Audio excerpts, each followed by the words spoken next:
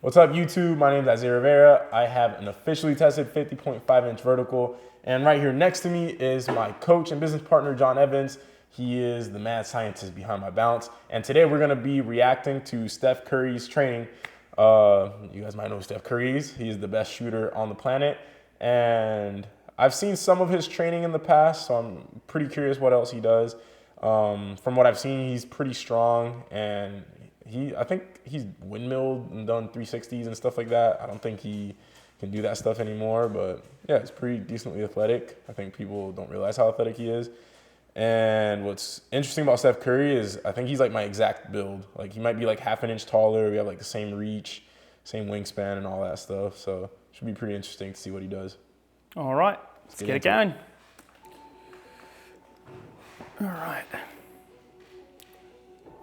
All right, I'm going to pause it already.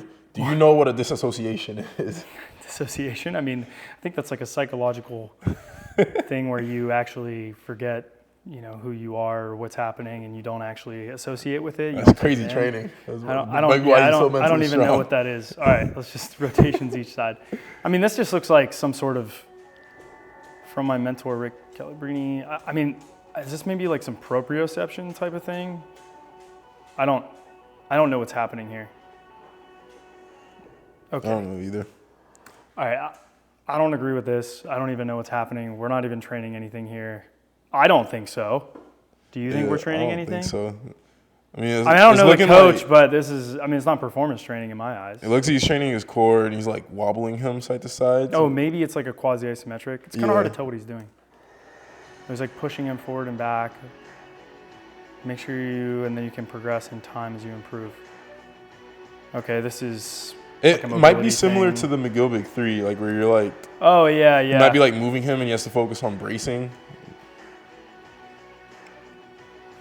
I mean, one thing that I always try to remember with this sort of stuff is most of these guys are just training to stay healthy. A lot of the time they're not actually training for performance. They're not actively trying to jump higher or run faster a lot of the time. Yeah. It's like, oh, a brief warm up and then we're getting into it, and that's pretty much all they're doing here in this so far. This looks like this is literally this is McGill 3 right here. This is right up his alley. So it's possible he has back pain.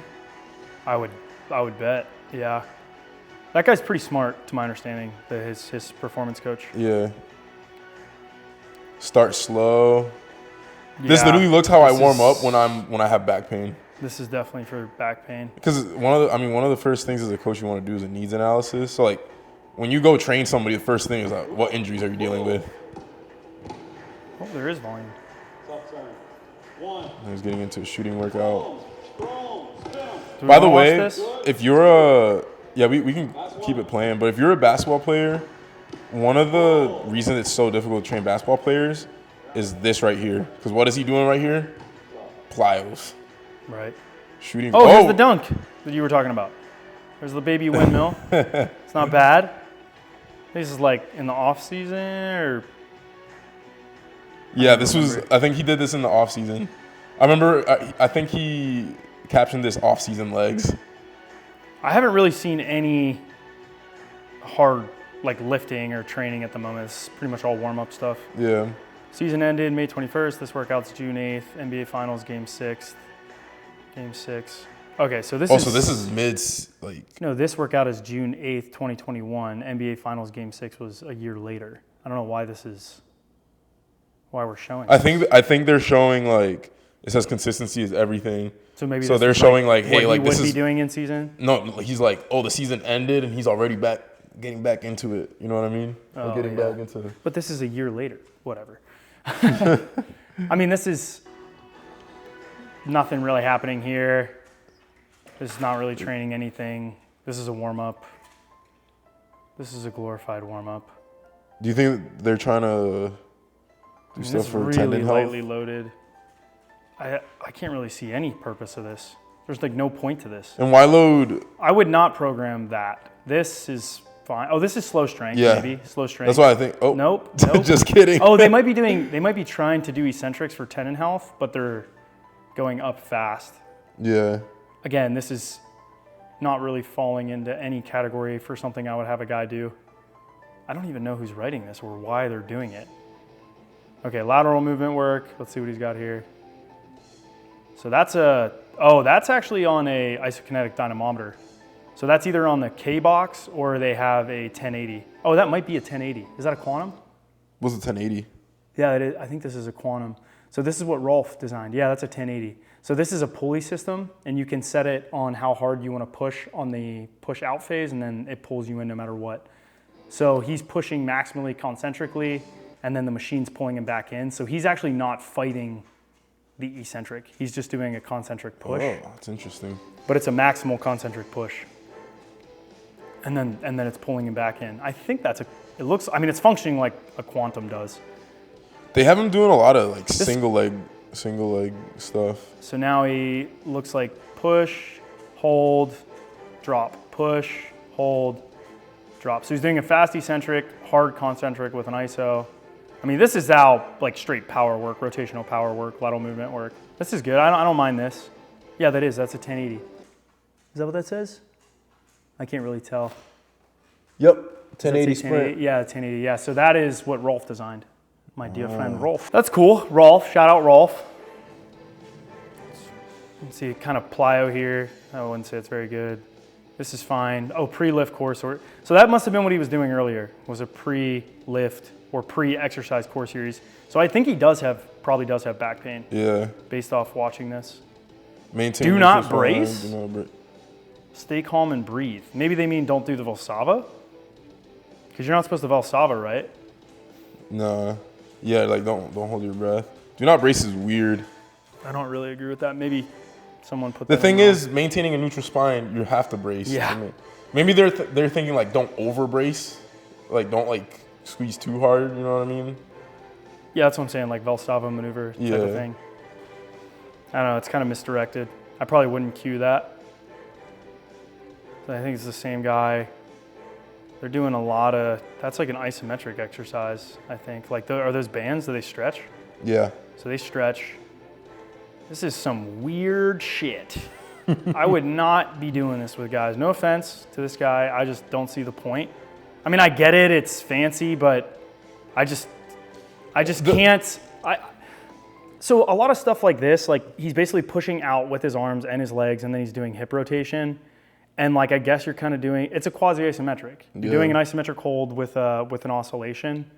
The thing about like, a lot of times when I watch any pro athlete, like their trainers and stuff like that, I feel like a lot of the things are to be novel and make the athlete feel like they're doing something special. Because they're probably paying them a ton of money. An exorbitant amount of money. To the point where it's like, if it's too simple.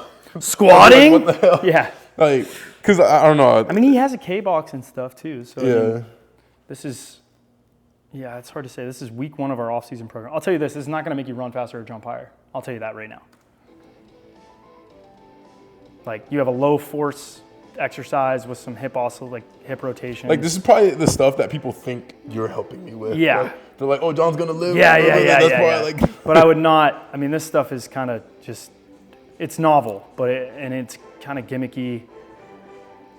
I don't want to shit on anyone. I just would never do this for performance. I'm sure that he's doing this for some health reason, or they're probably going to say neuromuscular coordination or something like that. But when it comes to actual training, I would not, I don't think this is what leads him to making X number of threes or whatever else. You know, for him, it's staying healthy. I mean, you have a guy that is worth millions and millions and millions of dollars on the court.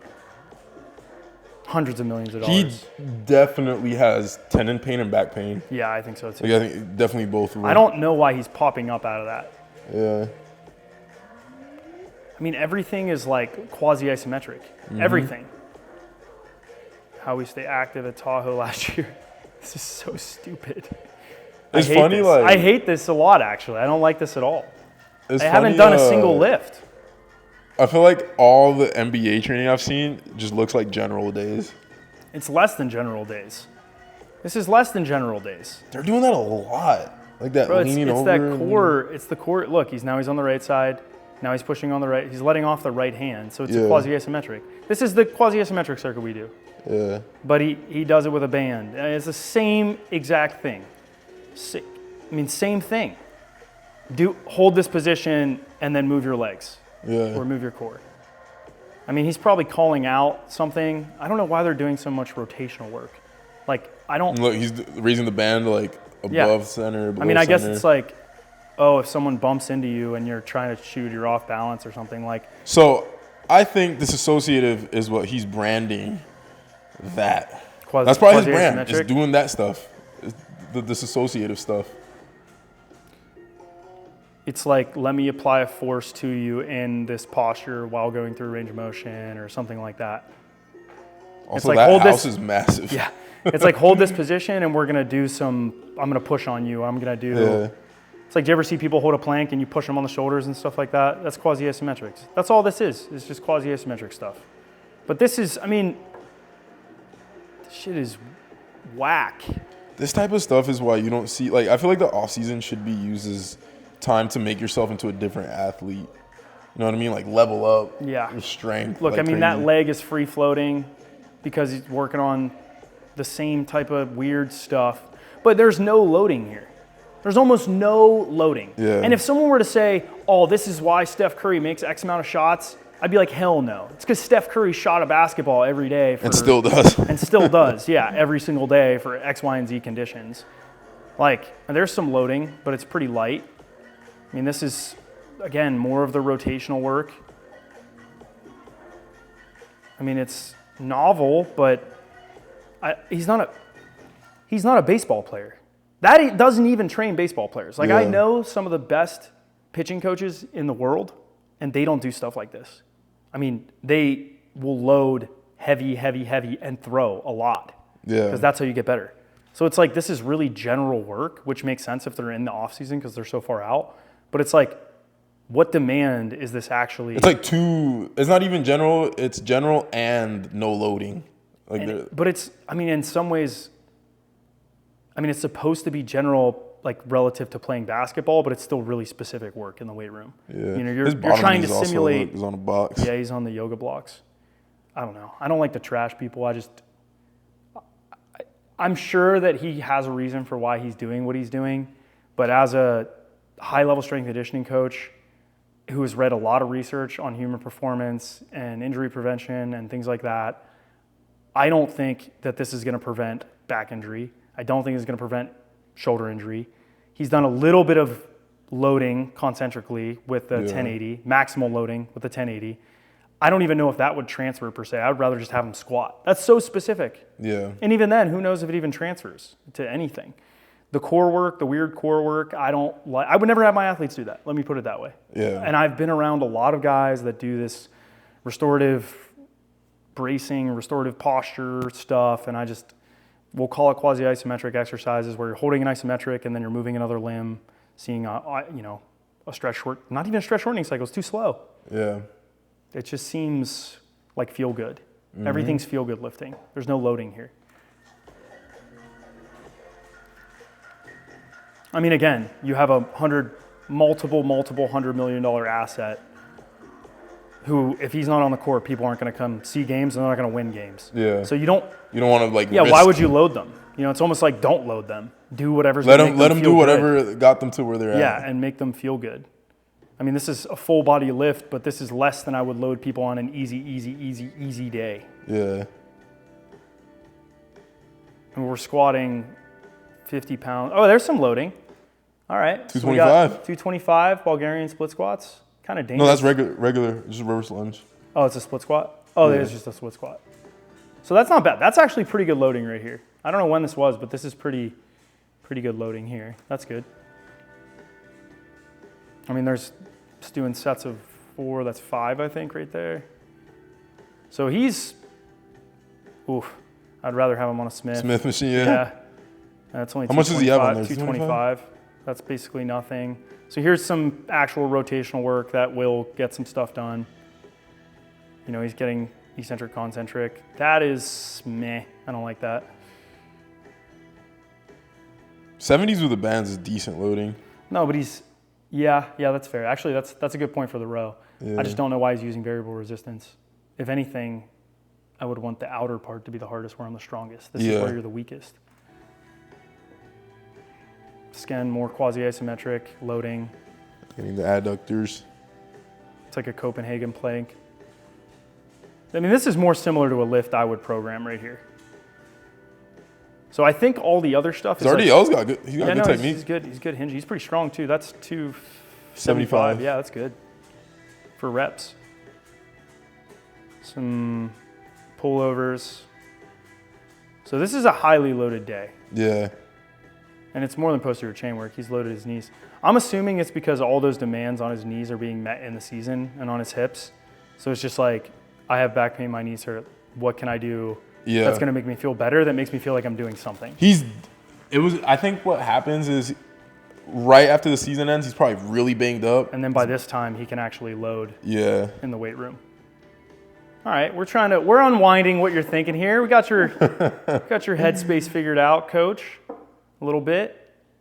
Sorry if we didn't mean to trash you. I like this, though. It's a good lift. And he seems to keep him away from flexion, too. Which is like, this good. is like the most flexion he's done, and it's on a flexion, sad man. Loaded movement prep, kettlebell And swings, he double moves squats, really well, like double his lunge. spine and stuff. See, like this how is he hinges. loaded. This stuff's loaded. Yeah. I don't know what the dissociative thing is. It's basically a glorified warm-up. Look, goblet squats. Oh, this is a circuit. Lunge. This is basically what we do on general days with our kettlebell circuit. But yeah, I mean, this is just general movement prep. I'd be really curious to see, like... This is not going to increase rate of force development. This isn't going to make you jump higher, and it's not going to make you run faster. But it may make you feel like you're doing something. And actually, it may make you recover because you're playing too much on the court. Because I can see it if you're playing 3 hours a day. Every day. I can see why you do some step back lunges with a light kettlebell. Go for it. Like, I don't want to train either. I probably wouldn't lift at all, honestly. With a counterweight. So this is a safety squat. I think is what they're called. Is that what it's, or skater squats? Skater squats. Yeah. Well, skater squats aren't those sideways? No, I think they're like this. Joel used to put them in, right? Yeah. This is fine. I don't know who's writing this per se, but I think we saw this. Be formless. Might be the end of the Be video. water. All right, so... Oh! Okay, we got some deficit deadlifts. No, from the box. Oh, yeah, sorry, from the box. 275. And him playing golf. All right, cool. So, what would you rate his training? 1 to 10?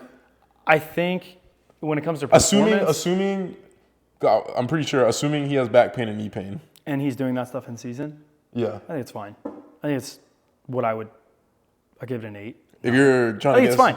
If somebody was trying to jump higher. Someone's trying to jump higher. I mean, if that hard lift wasn't bad, I would give that like a 7 or 8. I think it's fine. It matters how it's progressed and what other things are in there. Yeah. But as a standalone lift, I think it's fine. There's nothing special about it. There's nothing inherently special about it. I would say I would never give that session to him, right? There's no power work. There's no sprinting. The posterior chain work was fine, but he's way stronger, so he would go quite a bit heavier. Steph Curry's probably not. He's probably working in that 75-80% range. You know what that lift reminded me? When I was in China and I had to dunk every other day. Yeah. And then there was one day I got a chance to get into the weight room. It's like do something, yeah. Yeah. But if you're not slow squats. if you're hooping every day, I think that's fine. Like you're playing basketball every day. That's cool. I'm fine with that. That's the thing about jump training is if you want to play basketball, something has to give. 99% of people can't play every day and increase their vertical unless you're really untrained. So if you're assuming that he's playing basketball 3 hours a day, 10 out of 10, man. Do you want to know why? Because if you're playing basketball every day, you basically can't do anything. As a coach, you shouldn't be doing anything, actually. Yeah. So, I mean, that's probably what's happening. That's probably why you're seeing it. But again, his goal is not to get more athletic. Like, I don't think so. Yeah. I think he's trying to keep him survive healthy. A season. Survive and thrive, baby. Try to make it till you're 40. Pull a LeBron. I mean, LeBron doesn't really do anything in the weight room either. Mm-hmm. It's like, for performance, that's not most guys in the NBA. For back pain, I'd say that was a great video. Yeah. You have back pain, do the stuff video. Do the stuff in that video. Yeah. I think most guys in the NBA, they get athletic to the point where they need to get to that level, and then usually you don't see I don't know if I've ever seen a guy get more athletic. Yeah, why would you? Once they enter the league. Aside from guys that are like Giannis, where he was still hitting puberty. You're like 17. Yeah. Or whatever it is. So take that for what you will. But big consensus, if you have back pain, 10 out of 10. Yeah. And you're playing a lot of basketball, 10 out of 10. If you're trying to jump higher, 80% of the video now, that one lift, probably 7.5 out of 10. Anything else? I think that's it. All right. If you guys want to jump higher, go to THPstrength.com. We have a 25% discount going on for the holidays. And leave a comment. Tell us what you guys think about this video. See you guys. Peace out.